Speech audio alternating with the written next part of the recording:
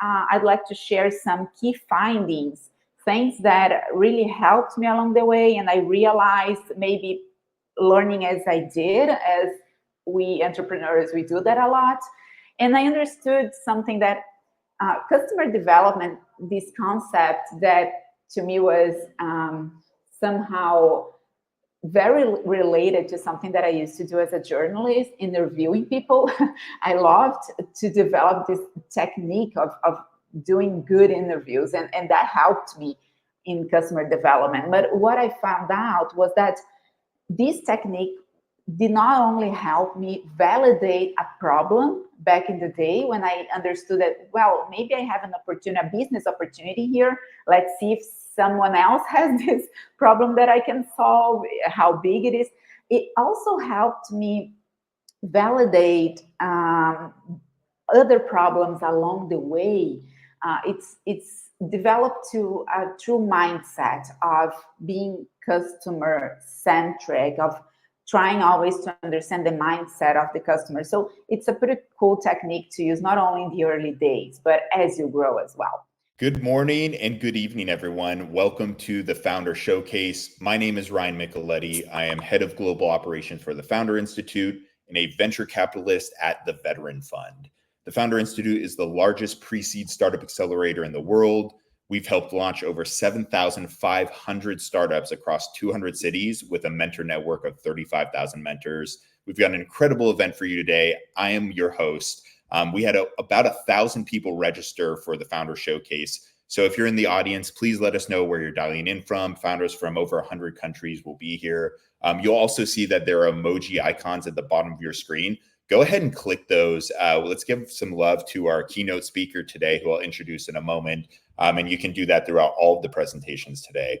As you may or may not know, the Founder Showcase is Silicon Valley's leading international startup pitch event, helping pre-seed to seed stage startups learn, launch, and connect to investors. We run this event quarterly, and we've got a great agenda for you today. First, we'll have Emilia Chagas, head of business strategy at Growth Software, do a keynote presentation.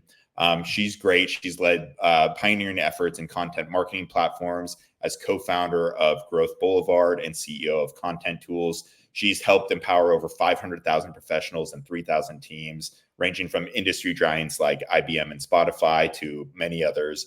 After that keynote, we'll have 6 company pitches to show you.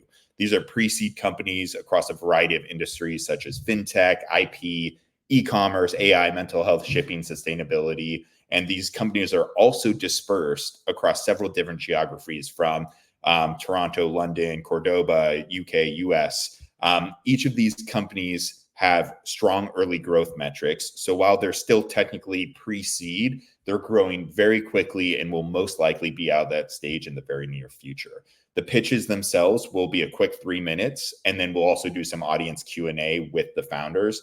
After we do the pitches, we'll host an international networking session where you can meet with other founders, investors, and mentors from the audience today. So if you joined the event before we started this broadcast, there's a lobby in the event room, and you're able to set up and join these group video chat tables organized by topic and geography to help you figure out where you want to go for networking after this. So without further ado, let's go ahead and get started. It is now my pleasure to introduce Emilia Chagas. Emilia, let's bring you up here on stage. Welcome to the Founder Showcase, and thank you for joining us today.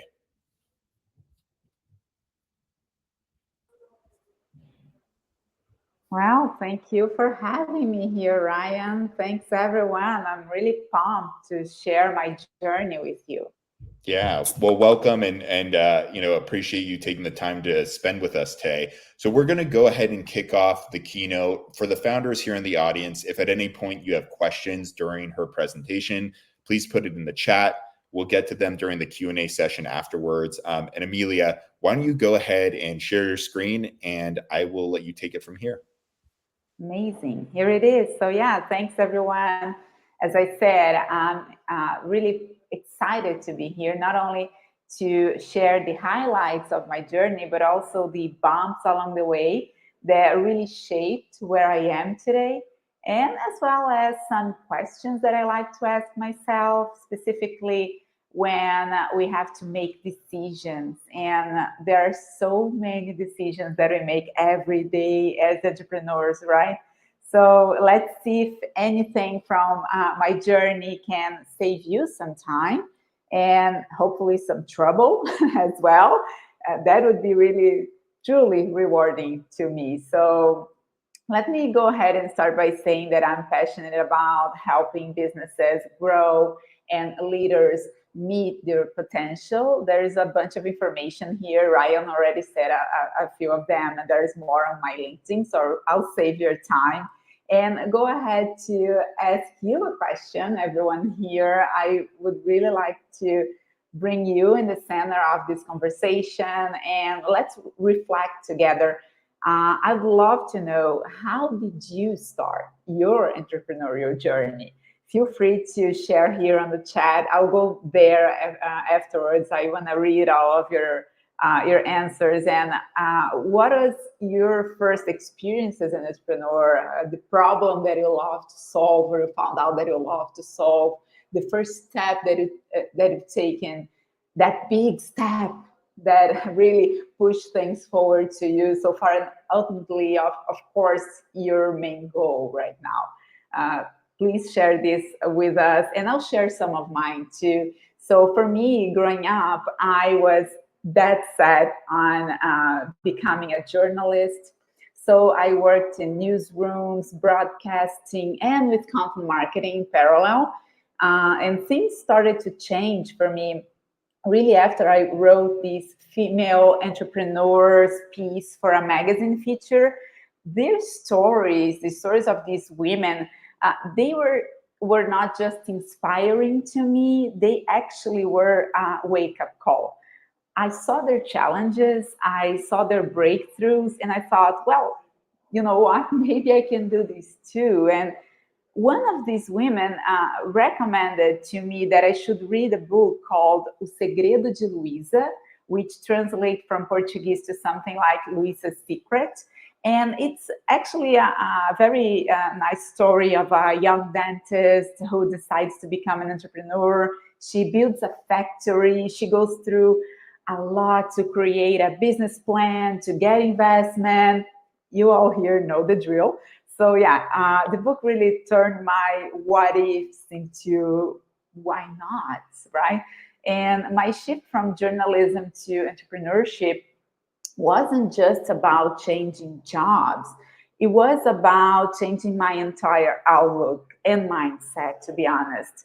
I'm from a city in South Brazil called Florianópolis, which has this effervescent startup scene. And I began connecting, absorbing everything from lean startup methods to business model canvases, as you can see here.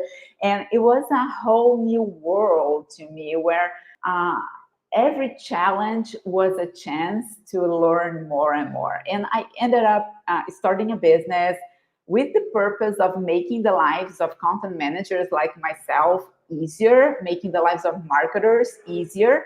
And my team and I developed a software that ended up helping over 5,000 marketing teams and help them streamline their operations and scale their efforts. And we were funded by Silicon Valley investors, participated in accelerators like 500 Startups and Launch Incubator. And as CEO of Content Tools and later as head of strategy at Growth Hackers, I led teams that push the boundaries of content marketing, of growth, and taking the business global meant jumping to Silicon Valley's intense pace. As you all here know, we tuned our strategies in accelerators, as I mentioned, pitched world-class investors, expanded our reach to markets that once I only dreamed of impact. And here I'd like to share some key findings, things that really helped me along the way. And I realized, maybe learning as I did, as we entrepreneurs, we do that a lot. And I understood something that customer development, this concept that to me was somehow very related to something that I used to do as a journalist, interviewing people. I loved to develop this technique of doing good interviews, and that helped me in customer development. But what I found out was that this technique did not only help me validate a problem back in the day when I understood that, well, maybe I have an opportunity, a business opportunity here. Let's see if someone else has this problem that I can solve, how big it is. It also helped me validate other problems along the way. It's developed to a true mindset of being customer centric, of trying always to understand the mindset of the customer. So it's a pretty cool technique to use, not only in the early days, but as you grow as well. Another thing that I ended up doing and revisiting over time is that the minimum viable product that we all end up having to develop somehow early on to validate the solution can actually help with more than that. We can use this minimal viable product approach to learn about the market. Where is the market? How big is the market? And not only does this solution work? That's, of course, the first question that we have, but we can definitely go beyond. Another finding for me was that early on, it was super important to search for good, great partners, specifically for distribution. Distribution is a true pain that we don't look at early on because we're concerned with other things, like making ends meet, right? Like financial things and investment and getting like the right people on board, all of that. But distribution will definitely make you or break you over time. So searching for the best partners to me was paramount to what we did afterwards. And another thing that at first, to be honest, I approached product market fit as a checkbox that I would eventually, check and then move forward. And I found out over time that product market fit is not tied to a specific time and space within the startup journey. It is an ongoing process, to be honest. And I'm sorry if you find this a pain. I did, to be honest. It was not easy to have this, we want to have at least 40% of our customers saying that they would not live without our solution anymore, right? We do want that. But what I found out about this being an ongoing process is that this 40% is elastic. The same people that said yes once, the market evolves, right? Other competitors enter the market. The problems that this company, in my case, it was a B2B solution. So these companies have, it also evolves over time. So keep revisiting product market fit, not only for new features, new opportunities that you want to tackle, but also for the current ones. Maybe to kill the feature that also consumes a lot of your servers and people are not using that much anymore. And you can move forward, you can use that budget for something else. Another finding that proved really key to us at Content Tools and then Growth Hackers is that strategic M&A, and I thought M&A back in the day being my first entrepreneur, my first experience as an entrepreneur, as I mentioned to y'all, is that M&A was a goal, something that would be saved for the end of the road. And then I found out that actually it is a strategy. You can use M&As and acquisitions to make a shortcut, specifically if you're working from a crowded market. If you have an opportunity within a red ocean, M&A may be very strategic to you. So these are some of the findings. And, well, consider asking as well, when will I really need investment?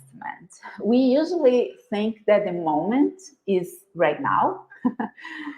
And sometimes we approach this a bit too early, we want to get investment right now, but how long really can we grow bootstrap?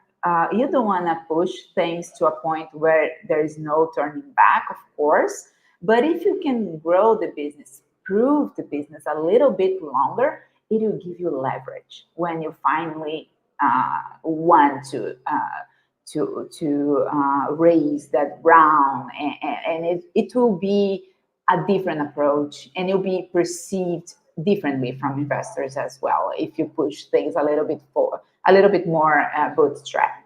Another question that I consider asking is the problem that I'm solving a local problem, or maybe it's a global problem, right? And if you can, you should definitely consider expanding your opportunities. That's something that is very natural to many US-based and born founders.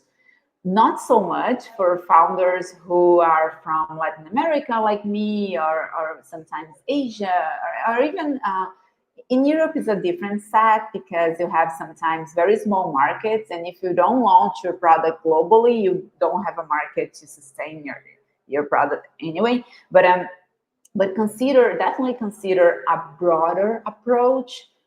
You will have a lot of pain points to solve by creating this startup, this product, launching and expanding and all of that. So why to keep a cap, right? Like, why to put yourself in that position if you can broaden the size of your market? And another question that became really important to me was, what is my ideal outcome? That is something that we definitely co-create many times with our co-founders, with our investors, with our team. But if you can answer this by yourself, like deep down, not only for the business, but what are your personal goals with this journey, that can definitely be a shortcut for you to make tough decisions over time. And finally, one thing that I think every single day, and I thought about it this morning, am I guided by purpose? If your decisions are aligned to your values, you're less likely to regret. And whatever you do, maybe it's hiring someone, or maybe even letting someone go from your team. If you're being guided by purpose, if you know that this is the right thing to do and how to do that, you're less likely to regret, and you go through this journey in a lighter way, because it can be heavy too, but we don't want that for you. We want you to, leave this experience the lighter and have fun with it, which is definitely, it's not easy. It's not easy, but it's something that we can definitely, we can make our lives easier by doing that, by guiding ourselves by purpose. That's what I mean. Something else that I learned along the journey, and of course my experience with growth hackers had a lot to do with this, is that to scale a product, a service, one approach that has proven to be very efficient time over time is being laser focused on what customers want. What are they coming here to get? And if you can understand the metric that you can check every single day to understand how much your customers are getting that, what they came for, and how much more you can deliver to the market every single day, we call that your North Star metric. Maybe you know this concept already. It's not a new concept, but definitely many startups still don't use it because it's a little bit tricky. It's not copy and paste. You cannot get your benchmark North Star metric and simply apply to your business. Every business is different. So you need to understand your customer deeply and how your product delivers to the customer to have this answer for this metric. But once you do, let's say you're Uber. So your North Star metric is amount of rides taken per week. You know how many rides you're getting this week, and you know that by the end of the year, maybe you want to double that or triple that. So you already have an objective. An objective in terms of growth is the first step. So once you have this objective in mind, this North Star metric and a number tied to this North Star metric and a goal around it, you start analyzing how you got there, ways that you can improve this number, etc., etc., and you start having ideas Awesome. These ideas that come from the observation of your metrics, they are more data oriented and they can be prioritized. So here we will have many ideas every single day as entrepreneurs, and we will talk to customers. Customers have ideas about our solutions, how to improve our product as well, and our team also does. So I've never seen a startup team with a lack of ideas to improve the business. What I did see was a lot of ideas being thrown everywhere and not being prioritized. So you should definitely prioritize based on any score that you can come up with. ICE score is the most used one. You can use ICE or use RICE if you already use RICE for product or other projects. Use PI if you like PI, doesn't matter. But have one score that you go to prioritize these ideas so you can start testing. So run small tests, short tests to learn.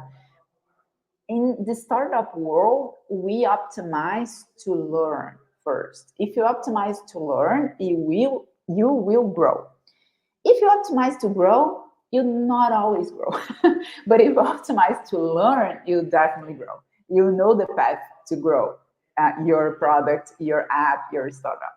So start executing these tests and understand how they impact this objective that you created, and analyzing to either expand what is going well or take that test out of the way if it didn't work, but just register that learning, because the learning is the goal after all, and you repeat and you do that over and over again. It's a numbers game. The more you test, the more you learn, the more you grow. So big companies will do that, will test and experiment to the thousands every year, tens of thousands. Some of them, hundreds of thousands experiments per year. If you can start with a couple dozen tests with your startup, you'll be better than simply shooting for what you think or what your customers are saying, right? Without leveraging your data, the actual usage, and testing around the things that you want to change. Okay, not only that, but with these experiences, I saw over time a gap in how teams were led through innovation. And that's why I started this project called the Leadership for Innovators program. And it's not only about becoming a leader as an entrepreneur, as a founder, it's also being a beacon for your team. We cover everything from setting OKRs to fostering culture of continuous learning, as I just mentioned, and adaptation. And if you want to transform your team's dynamics, or maybe you just want to chat about this crazy world of startups, check the Leadership for Innovators program. I have the link here. You can dive on bit.ly/LFI caps program. And if you use the coupon code founders, you have access for a very ridiculously low price. And know that all the money is also being reverted to a project that helps mothers who experience food insecurity in Brazil.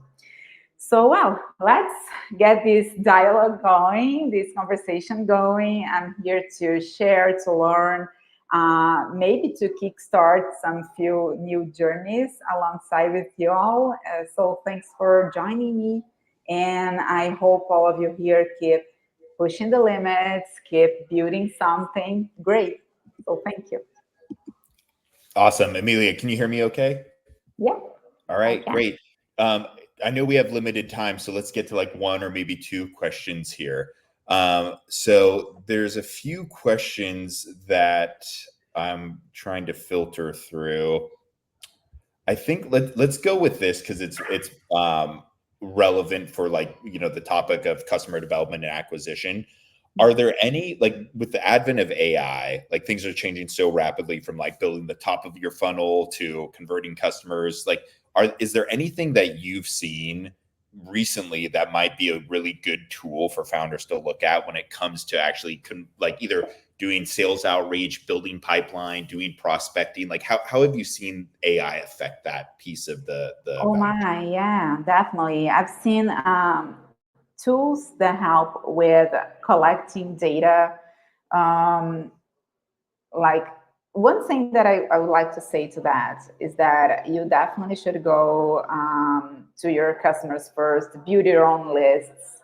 I know that when we first start, we want the hack, we want the workaround, not so much the hard way to do it. But it is hard. But if you build your own lists, you will have definitely a better open rate, more interest, more relevant interest from your customers as well. But there are several tools who help with that. And to me, the hardest thing when we first start is truly understanding our ideal customer profile, because without that, these tools won't work for you. I mean, AI can make guesses, but if you truly don't know who your ideal customer is, these tools won't do the job for you. So do your job, interview a lot of people and a lot of potential customers. You get a few customers just by doing that, which is also fun. And it's something that doesn't scale in the beginning, to be honest. I truly think that founders should do this job firsthand. I've met a founder a couple weeks ago, and he was like, "Oh, should I hire? When should I hire someone like head of sales? Like, how have you built your pipeline? Have you gone through this process yourself? What does your sales playbook look like?" And he did not have anything like that. So do that first, like truly understand that first, because this information, this knowledge will not only help this new team that you're onboarding deciding on these new tools that you wanna have for scaling, but also it can feed back to the development of a better solution to actually help your customers in the end. Yeah, I think that's really great advice. A lot of the time, founders do look for those types of hacks, but you have to remember that everything is a relationship. Your relationship with investors, and when you're trying to sell, your company to them, it's a relationship. Their sales pipeline, that's a relationship, and it's important to like have a deep understanding there. You can't have like a superficial, high level, understanding of your customer. You need to really have that deep perspective. So I think that's really great feedback. In the interest of time, I know we only have 1 minute left for this section, so I don't think we're going to get to any more questions. But Emilia, thank you so much for joining us. Feel free to stick around, and I'm sure there's going to be other questions in the chat. Otherwise, we'll see you at the next one. Appreciate all your support. Thank you so much. Pleasure to be here. Bye-bye. All right, we're going to go ahead and kick off the founder pitch session for today. So here's how it's going to work. Each pitch will be 3 minutes long. Then we'll do a short Q&A session afterwards with the founder live here on the presentation. Then if you have questions at all during the chat, you can also put it in there, and the founders are going to stick around to answer the questions that you might have for them. So put it in the chat. Founders won't necessarily have access to the Q&A part on the back end here. So please hang out. They're going to answer some questions, and we're going to start off with our first pitch today, Camionix. Let's go ahead and welcome them, bring them on stage.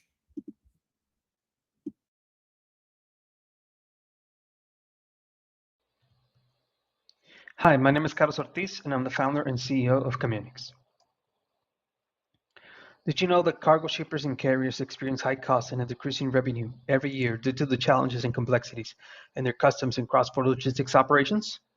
From overspending by managing a fragmented process of multiple logistics stakeholders and spending hours of productivity compiling manual visibility reports, to the increasing errors and omissions caused by the inefficiency of working with multiple software tools at the same time. So that's why we created Camionix. So Camionix is an enterprise SaaS platform that helps shippers and carriers control costs and reduce spend by improving end-to-end shipment level visibility, enabling better stakeholder collaboration, and easing foreign entry processes with digital automation and AI. Now, shippers and carriers can gain access to a complete suite of tools that would allow them to reduce spend and cost up to 50% by rationalizing stakeholder collaboration, save hours of productivity, and reduce errors by gaining full control of their shipments, improving profitability and customer satisfaction at scale. We want to empower companies with the next-gen supply chain automation platform powered by AI. Our product is at post-launch stage, and we're constantly working on new versions to improve the efficiency and the user experience for shippers and carriers. Our goal is very simple: enable better collaboration through centralized shipment data, provide superior visibility, enable better operational control with a small control tower, and optimize data interchange with powerful integrations. In essence, we want to be just like the Mac OS, but for international logistics platforms. Elegant, highly efficient, and very easy to use.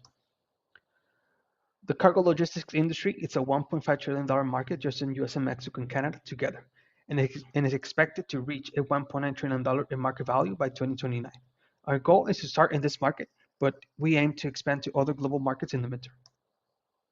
We monetize primarily by charging an annual or monthly subscription plan to customers. We have 3 core revenue streams. Our subscription model are with 3 plans starting from the light package at 5K, add-ons and customization projects such as APIs and EDI projects, and professional services such as supply chain consulting.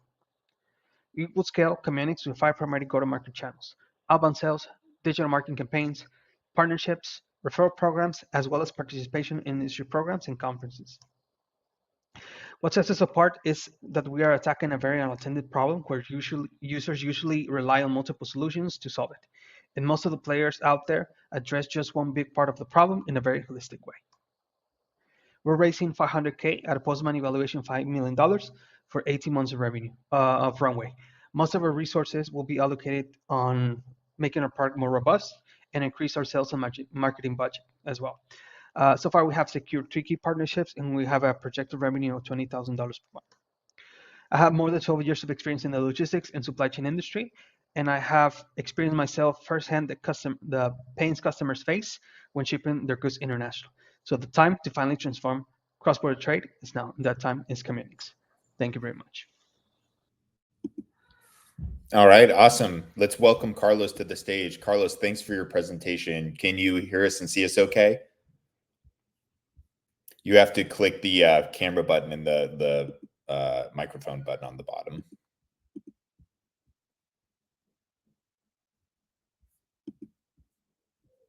Looks like Carlos might be having some technical difficulties.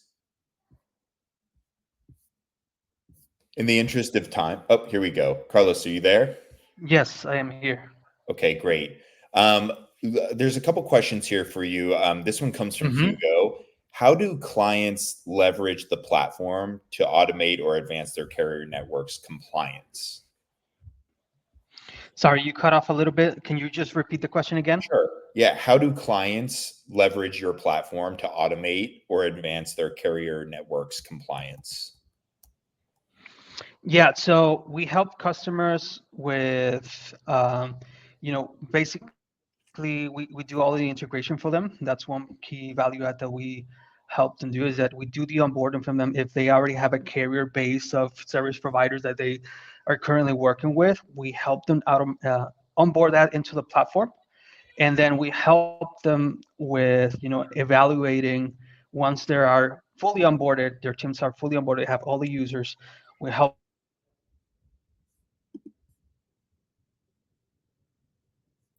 providers once they start shipping products with our platform, and we give them a comprehensive overview of what they are, if they are compliant with all the documentation. So we basically help them centralize all that data that is not usually centralized in a database, and we integrate that with the operational part. So we help them, while they improve the operations, while shipping products, while scheduling shipping with their carriers. We help them also stay in full compliance and help them audit their performance and make sure they are improving their KPIs, and ultimately, reduce costs, spend, and the transit times of their shipment. So that's how we help them. That's our approach. Got it. And then there was someone here made a comment that around a company called Nuvo Cargo. Do you consider them a competitor, or are they more complementary?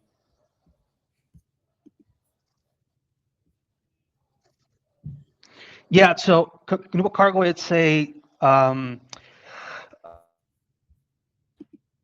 tech and transportation primarily. Camionix is an enterprise SaaS platform.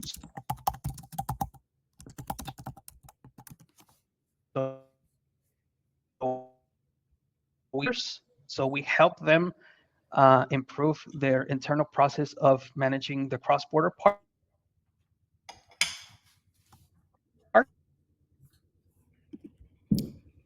Hey, Carlos, there's a little bit of a connection issue. You're cutting out. I would recommend, let's do this just because we have to move to the next pitch.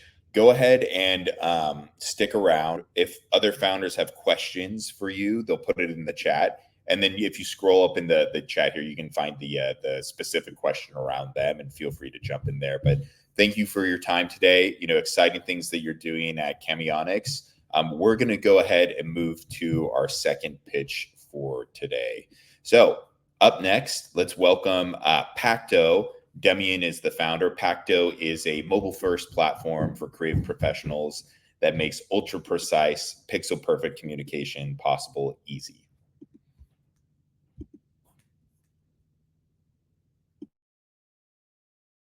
Hi there, my name is Damian Borba. I'm the founder and CEO of Pactto. Are you tired of having to decipher text, all this feedback that you receive on Slack, Teams, Discord, or even if you have to review videos on, let's say, Frame.io, you have to type your feedback, go to a frame and type feedback. I don't know if I like it is the same as I like it. Not talking about Figma, where you have to jump and just navigate this craziness of comments all over the place, or Google Docs. Same thing, unweighted feedback, hard to understand, and you spend so much brain power there. Enough of that. Send your feedback with Pactto. On Pactto here running on my iPhone, you could also be running on Android, Vision Pro, Meta Quest 3, all these different devices. I can then load a video, image, and really play that and record my feedback as a human with my voice, all the notes that can stay or disappear, like in this case. I can do the same thing on the iPad or in any Android tablet. I can really be precise on the feedback and really show the frame that needs to change. I can bring comparison assets like references, videos, images, all these things to really get my point across, be really precise. If I want to sync the videos, I can sync them and they will play at the same time. So it's even easier to share your message, your feedback as a human. And if you're running Pactto on your computer, Mac or Windows, you can record your screen and you have access to a ton of features like the free drawing here, but also the arrow, circle, and all these different tools, including your camera, if you want to use that. Here, if you want to share, you can create a web link, right? And then it generates the title, it generates results based on what was said in your feedback. And you can change the instructions. So the AI will now respect your instructions. You can even add a template here, so the results will be a template. In this case, I got more areas to improve. But everything takes place on the device before you get to the web link here. So it's privacy first. Our numbers. We have more than 100 paying subscribers, more than 4,000 videos reviewed, video reviews created within the platform, more than 1,000 payments completed. We have a very low churn rate, and our team is very, very experienced. So we worked in all these different companies, and we really know the creative industry. With the 500K that we're raising in this first pre-seed, we're going to invest in sales, growth, integrations with all these creative tools, AI, AI assistant, AI agents, and go from there. So that's it. Thank you very, very much for your time. If you have any questions, or if you want to try Pactto, just scan that QR code there and share your feedback. Thanks for watching. Awesome, Demian, great presentation, and love the work you're doing at Pactto. Just a quick question: who are some of your initial go-to-market customers? Like, who are you targeting to use this first?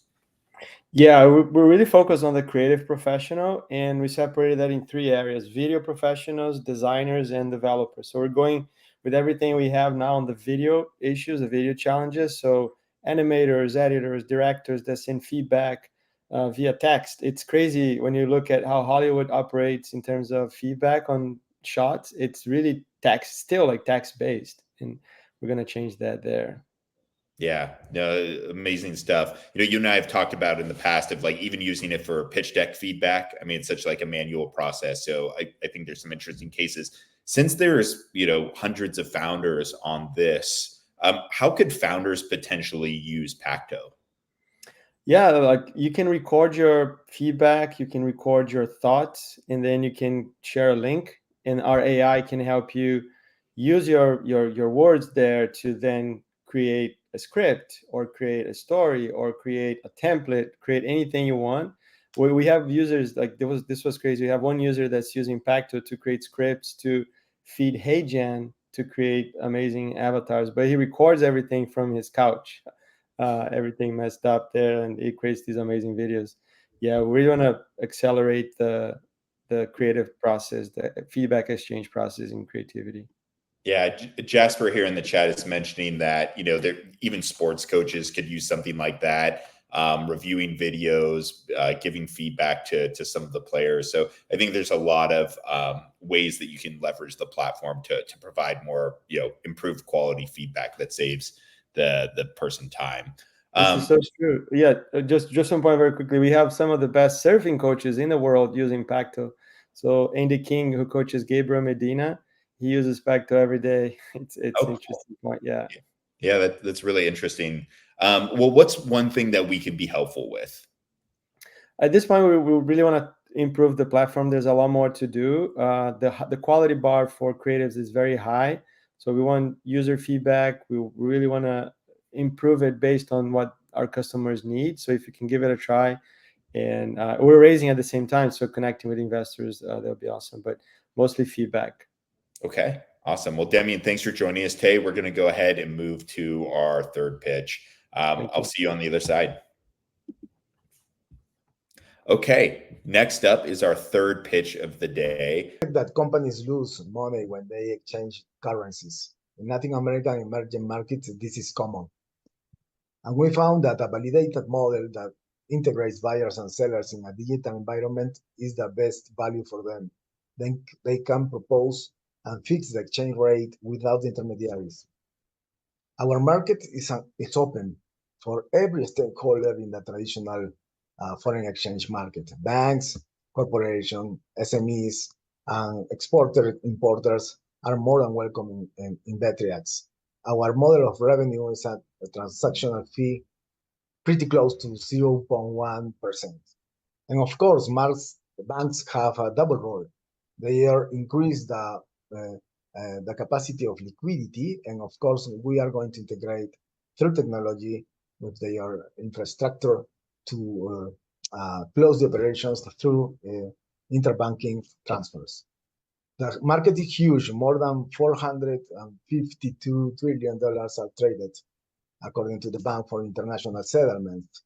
And the market showed us that there are two trends. First, the crypto scene, where stable coins are governing oil today, and in the other side, traditional players such as Western Union. Neither the crypto scene, neither the traditional players show the levels of efficiency and transparency such as Betriax. And this is our team. I want to remark here, Andres, he's an expert in digital issues and design. Of course, we have people related to computer science and, of course, the financial regulation in Latin America. And our staff is composed by 10 guys. We are a small team right now, but I want to remark that we have 2 mechatronic engineers in the dev side of the IT team. Of course, our evolution shows us that interesting people such as the current treasurer of Bank of China in Chile, right now is our advisor. And I want to remark that we ranked as semifinalists at the MIT FinTech 2021. Of course, the roadmap is more ambitious. It's the most important, thing in Betriax. We want to implement the model starting in Latin America and the Caribbean, And after, we are going to go to Middle East, Asia, and Europe. And this is Betriax. Thank you very much for the time. I'm more than ready to answer your questions. All right, Roberto, thank you for the presentation. Well, I'm curious, tell me a little bit about the genesis of the company. Like, how did you come up with the idea originally? Oh, thanks for the opportunity, Ryan. Good question. The genesis is kind of tricky because in the past, we didn't have an open mindset in the boards of banks to interact with fintech in the last 3 years, for example. In emerging markets, this is very hard to achieve. And right now, we have different models of banking as a service models and white labels that operate through banks in different regions of Latin America and the Caribbean. So the company evolved in terms of creating different type of models according to this openness of banks. And of course, it's better for us to understand the real implications to operate with banks because we can overcome every change in the regulation in the future. Yeah, thank you. I might have missed it, but I didn't see the US on the roadmap. Is there a reason for it? Like, what's the strategy behind targeting LATAM first? Obviously, it's home for you, but Yes. It's obvious that USA is a very important market, but we are trying to generate a double relation with the two different type of banks. One are the main banks, top tier banks, and we are starting the process of due diligence with JP Morgan to get liquidity from them, for example, to inject that liquidity to local operators, other banks at the national level. So we have a great partner and creating a great relationship with JP Morgan. yeah, that's great. I mean, it's the bank to do it with. So congrats on that. It looks like Anupam asked if you were restricted to Latin America. It doesn't sound like it. But is there advantages to starting in Latin America? Yes, of course. First, founders that live in the financial market must understand the rules that govern each market by themselves. I'm trying to explain that there are several frictions and rigidities in the markets in Latin American emerging markets. The same is maybe the same figure of informality, frictions in the market, low levels of competition and transparency are identical in other sides of the world, like the East Asian countries, for example. So we can easily replicate the model because our work and experience with banks will permit us to create good relationships with other cultures and other markets. One last question here from Bob is, could you talk a little bit more about your revenue model? Are you getting revenue from arbitrage or is there a fee? Yes, of course. In the past, the traditional model is the buying and selling, buying cheap dollars to resell them at a higher rate, okay? The exchange rate, the spread model. This is the traditional model. Betriax is abandoned the classical model of the market. We are going to charge a success fee for each side of the transaction, the supply and the demand for companies. And of course, this will permit us to increase the ambitions of companies to get more efficiency and transparency in each transaction. So this is a perfect model to encourage competition between the stakeholders and the actors. And in terms of what we are trying to do in the future, trying to answer the question, is that we need to integrate more and more players. Corporations also have several problems to send the profit from different countries to USA, for example. Is the case of Walmart in Chile. They want to repatriate around $14 billion by 2020 and going up. And they have serious problems with banks and traditional players. So we are trying to integrate this monetization model in terms of the transparency we are going to inject in the market. So our commission, our transactional fee will decrease according to our productivity and efficiency with money. All right. Thank you, Roberto. So that's all the time we have for questions today. Stick around the chat. If founders have other questions, you can connect with Roberto on LinkedIn as well. let's go ahead and welcome our fourth pitcher today. Wombo is a platform to bet on skills and one-on-one challenges for tournaments with real money.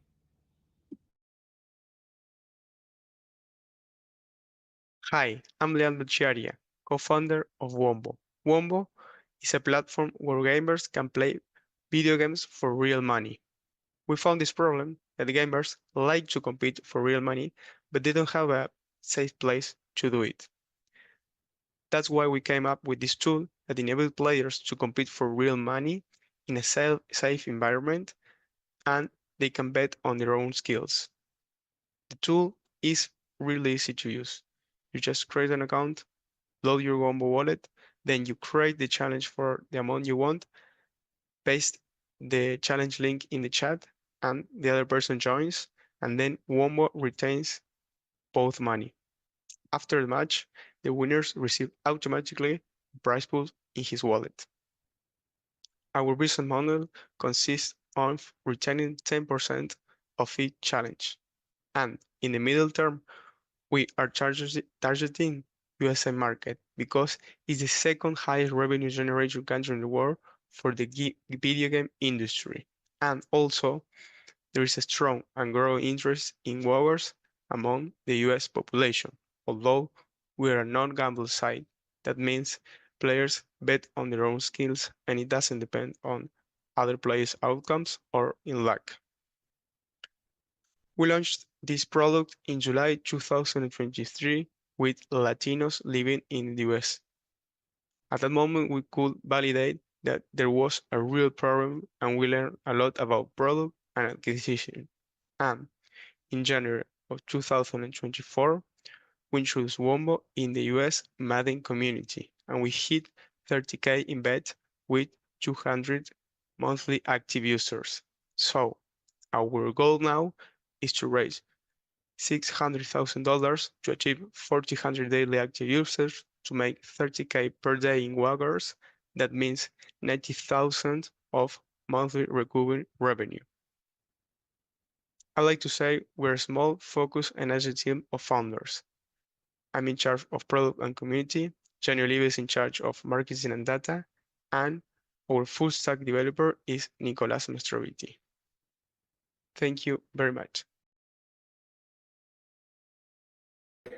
Leandro, thanks for joining us today. Okay. One of the Pleasure. questions here is around the regulatory complexity of betting and gambling.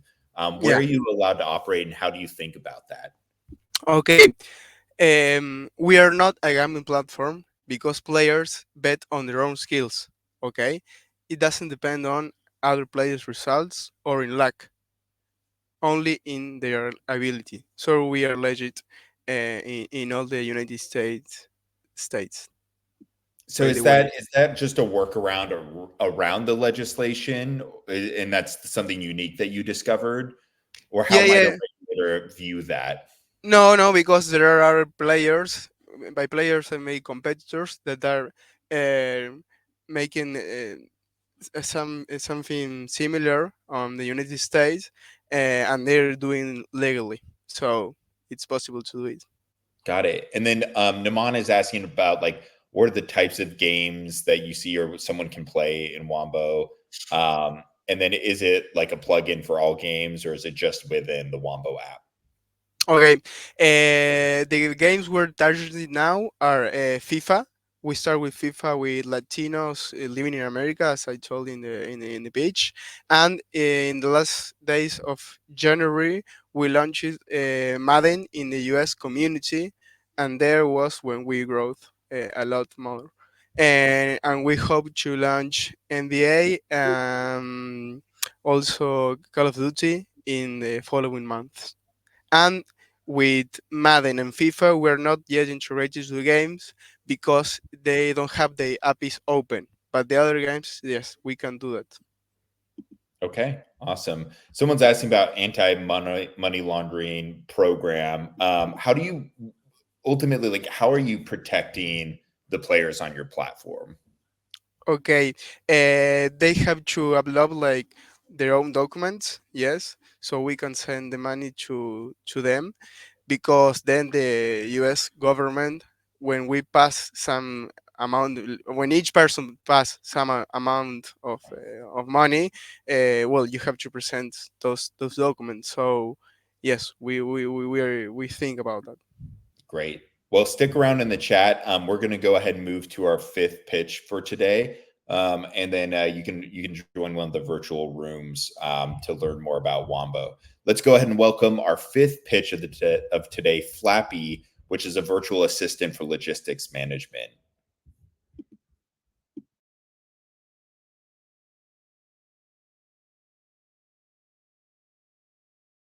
Hi everyone, my name is Oscar Alejo. I am founder of Flappy. And Flappy is a virtual assistant for logistics teams focused on simplifying communication between the industry and freight transportation in 3 clicks. The reason for building Flappy is that in Mexico, freight transportation every day completes 150,000 trips with physical documentation. In an ecosystem with 185,000 freight transport companies, and with a forecasted annual growth rate of 50% due to the relocation of companies to Mexico, 70% of carriers operate offline, relying on manual and disconnected processes such as spreadsheets, printed documentation, emails, even WhatsApp messages. This lack of synchronization generates a waste of time and resources. Flappy is a platform that connects the industry and its carriers, providing real-time visibility and status updates for shared documentation in 3 stages, from the industry to the freight operator.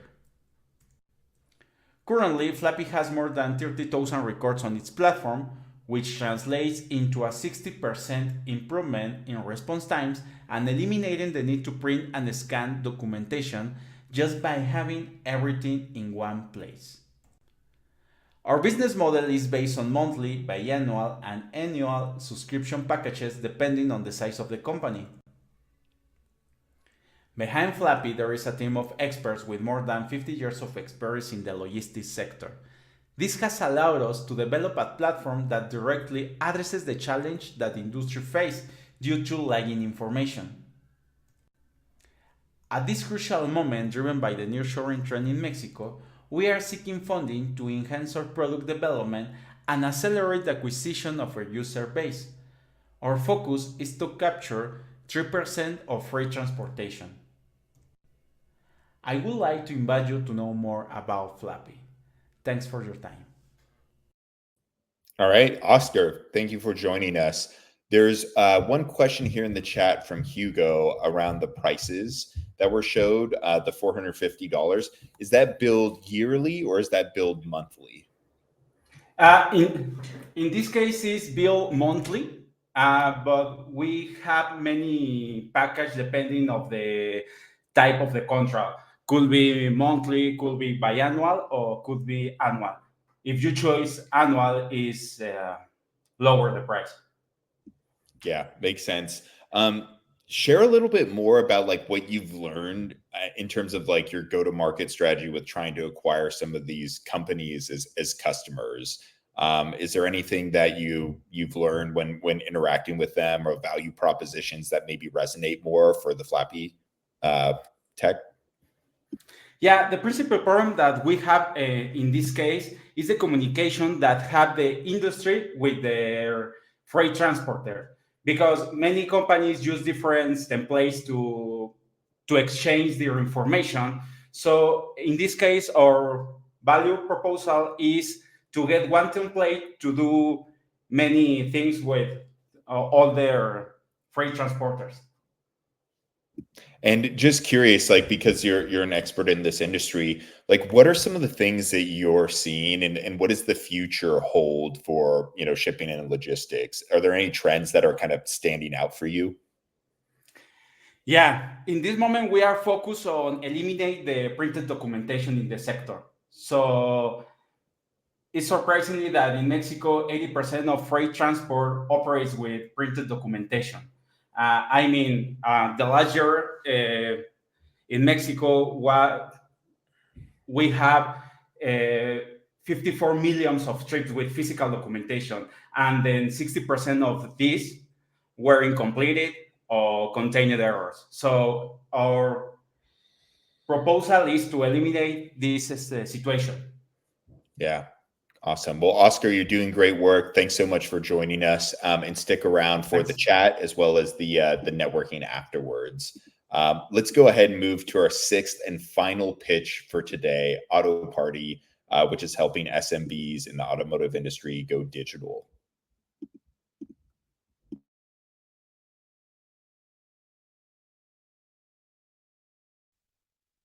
Hi, my name is Leonardo Gaitan, CEO and co-founder of Autoparti. Over the past 30 years, spare part businesses haven't evolved.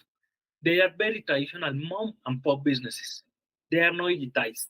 For this reason, their customers cannot find them online. We want to change this. We created Autoparti. We are helping SMBs at the automotive industry to go digital and grow with technology. At Autoparti, we connect end customers with suppliers from the automotive industry, including sellers, mechanical workshops, automotive services. We call them auto partners. Using Autoparti, our auto partners can find a comprehensive solution with tools for marketing, e-commerce, advertising, e-payments, and logistics. With this, they can take the first steps in the digital world. We made this with an amazing team. We combine our experience building technology, funding and scaling companies, and more than 20 years in the automotive industry. Also, our advisors and investors are helping us to take and make the better decisions. We are in a big market, around $118 billion. Our focus is to impact 20,000 businesses and 9 million customers in a $5 billion market in the next 2 years. Our business model has two verticals, B2B subscriptions from $5 to $20 per month, and e-commerce with a take rate around 30%. We have a lean, scalable, and profitable business model. Our revenue forecast is subscriptions-based, growing exponentially next years. We launched in 2023. We have been growing 27% month over month. Today, we have 20,000 active users, 600 businesses in our platform, and our monthly revenue is around $14,000. Our expansion strategy is focusing growth in auto partners number in Colombia, Mexico, and landing in Brazil in 2026 with a GMV around $7.5 million. All the competitors, they are other platforms. They are focused in selling spare parts. We don't. We are focused in give to the SMBs the tools to sell more and better. We will be the first super app in the automotive industry helping SMBs to go digital. We are looking for $300,000 to reach out our first 20,000 B2B customers and our first $1 million in revenue. Come to join us. Thank you. All right, Leonardo, thank you so much. Tell us a little bit about like your background and how you got started in this industry. Hi, Ryan. Thanks for the opportunity. I was working in the automotive industry over the last 10 years. Then I could have the opportunity to know the industry, and for that we decided to create Autoparti with my co-founder, who was working in automotive industry too. There's a question here from Naman about, he says the growth is very impressive. How do you handle the timely delivery and customer satisfaction aspect of the business? We are working in that. Today we have a process that includes service to our customers, and every day we are working side by side with our auto partners to do the best journey for their customers. Yeah, and you mentioned that the SaaS is meant to help drive more, like basically help optimize their business. So it's not just a marketplace. it's actually like SaaS that can help with like increasing their individual revenue. Can you speak a little bit more to like the product from the customer perspective and how it works, and then like what that revenue model is? Yes. Our customers are the SMBs automotive industry, spare parts sellers, mechanical workshops, but the product is made with them. We began to build this with them, listening, taking a lot of conversations with them, and we are giving them tools for marketing.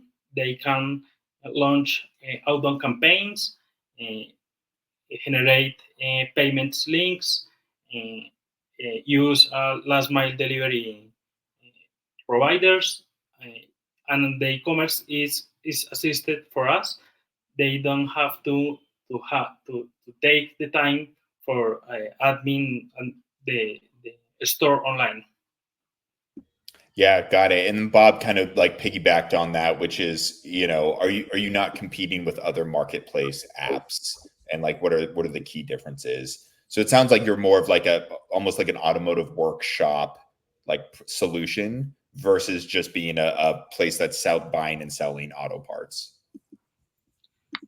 We are not competing with the other marketplaces because we are using their technology to launch our services.